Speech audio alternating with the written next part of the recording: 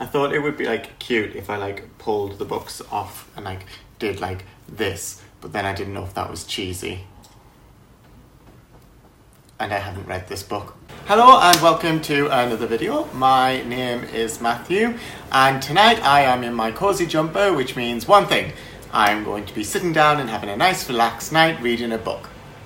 That's not true, we're actually going to be babysitting and it could be quite stressful, but we're going to have fun and we enjoy having them here every time. With it being the start of the year, I've noticed that a lot of people have been talking about wanting to read more online, and I've actually been discussing with a few friends and family members different books that I've read over the last year that I think that they may find interesting. This video is also partly inspired by my good friend Joy, who did a book review recently on her channel, Culture Sponge. I will leave a link down in the description for you to check out her channel. She does everything from book reviews, theatre reviews, she talks about, television. She's just sort of had a whole festive season, so I'm very excited to see what she's going to be doing with the channel through the rest of the year. So what I'm going to be doing in this video is I'm going to be discussing some of the books that I read in 2019 and giving you a little bit of a feel of what the book may be about. And if you enjoyed that book, I highly recommend going and checking it out. There's some fantastic books out there. As you can see, we are collectors on Joy's channel. She says that she doesn't really collect books, but we definitely keep hold of them. This is one of two bookcases and we definitely have room for another one. So I've picked out 5 books today that I'd like to discuss. They aren't necessarily my favourite books of the books that I read last year, but I think they're, quite varied in style. And when I was thinking about the books that I wanted to discuss, these were the first 5 that jumped out to me. So let's get into it.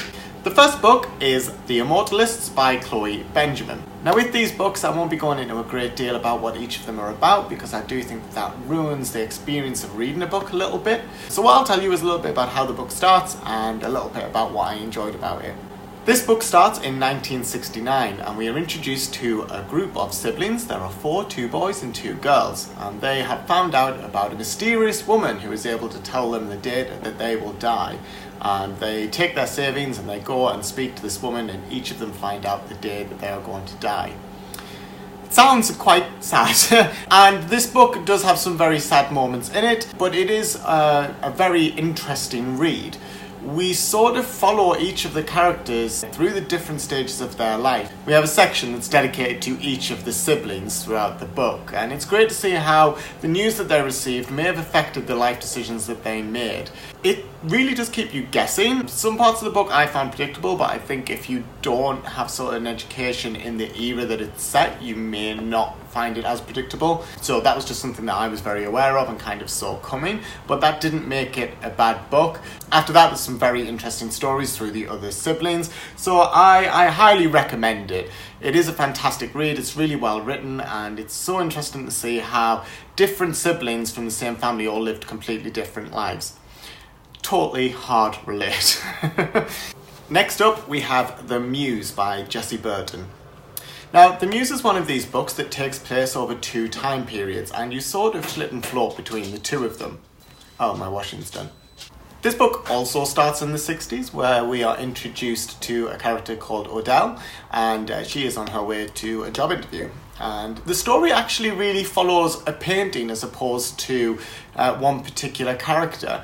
We are introduced to people earlier in time, and they're sort of there in the middle of the Spanish Civil War, and we also follow Adele in her sort of current life,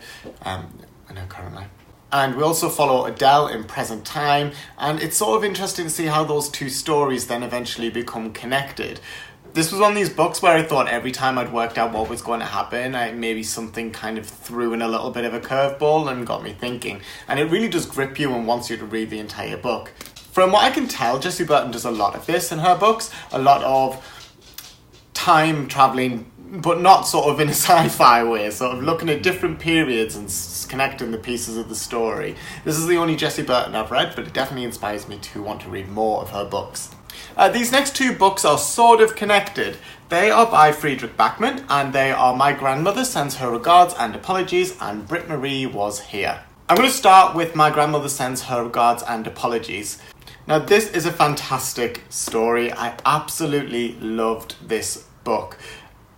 It's so hard to really describe. It's about a young girl and her relationship with her grandmother, and it's all about imagination and storytelling and how that was such a big part of their relationship.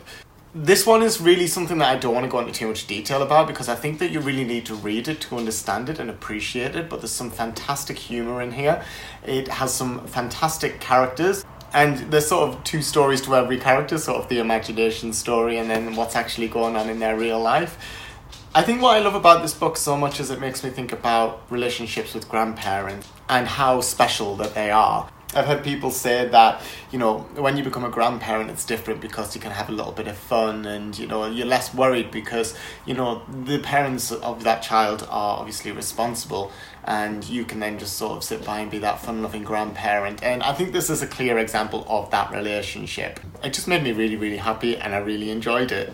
As I said, Britt-Marie was here. It's sort of a follow-on. Britt-Marie is a character that we meet in My Grandmother Sends Her Regards and Apologies. She's sort of a secondary character in the book. She's there, we learn a lot about her, but this book goes into a lot more depth. This is about Britt-Marie, a woman who was stood by her husband and her job has essentially been to support him, and that's all she's really done.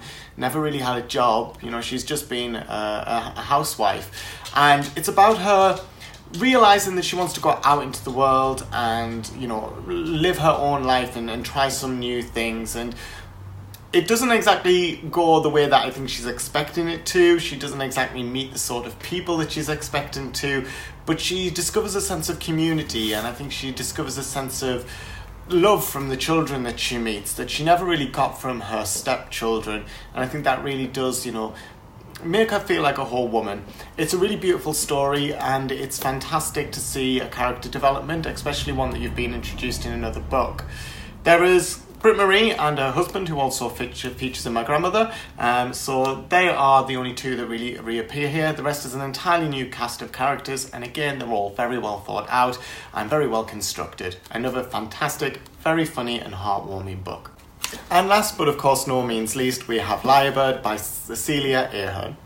Cecilia OCallaghan is most famous probably for P.S. I Love You, a book which I've not read and a movie that I've not seen. I've read a couple of other books by Cecilia OCallaghan and I love her writing style. I think she's a fantastic storyteller. This is a really unique book, I think, in my opinion, in regards to the story. And it does something that I kind of get a little bit annoyed with in modern writing, which is where it sort of follows this whole somebody becoming famous and how they deal with being in the spotlight. But it does it in a very different way. This story follows a film crew who are following up on a documentary they filmed about two twins who apparently have lived their whole lives, just the two of them, on a mountain in a farming island, and they haven't really had any contact per se with the outside world. Early into the filming of the follow-up, after the death of one of the brothers, they find that he had a daughter who he was keeping housed on their large estate in a little cottage that was built on the outskirts of that estate. It then follows her special talent, which I won't go into too much detail on, and how that sort of then becomes the focus of the documentary, and then how that then comes on to give her global fame and how she deals with that. There is a love story involved, but that's not really the main premise of the book. It really is a story about self-discovery and learning about one's past and how that has then ended up to where they are now. It's a beautiful book. I really recommend it. If you're a fan of Cecilia OCallaghan's, you will really enjoy it, and if you've not, this would be a fantastic introduction to her writing style. So that's it for today's video, guys. If you have read any of these books and enjoyed them, let me know in the comment section below. If you've not read them and want to go away and read them, please do so and let me know what you think. I'd love to hear your thoughts. And if you've got any recommendations for me, please drop them down in the comments. I'm really looking forward to get stuck into a few more books this year, so I'd really like some recommendations. If you enjoyed this video, please subscribe to stay up to date with my content, and don't forget to leave us a like, and I will see you in the next video. Bye now.